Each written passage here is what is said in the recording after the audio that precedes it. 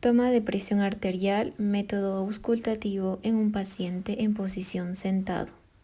Vamos a necesitar un estetoscopio y un esfingomanómetro que estén calibrados y en buenas condiciones.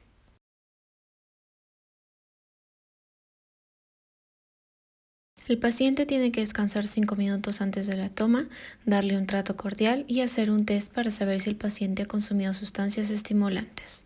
El paciente tiene que estar sentado con la espalda apoyada en el respaldar, con los pies firmes sobre el piso y evitar hablar con él durante la medición.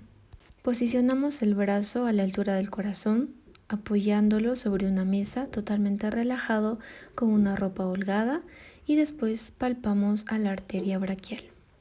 Usar el tamaño adecuado del manguito, colocarlo alrededor del brazo de 2 a 3 dedos arriba del pliegue del codo y la marca tiene que estar en el punto donde encontramos el pulso de la arteria braquial.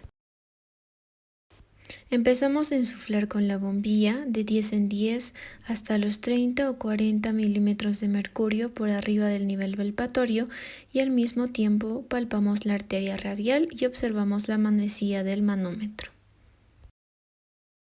Colocamos el diafragma del estetoscopio en la región del pulso braquial, pero no por debajo del manguito.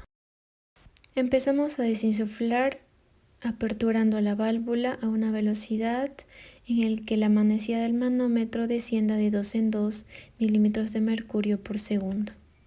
Y así vamos a empezar a escuchar ruidos soplantes o también llamados los ruidos de Korolkov.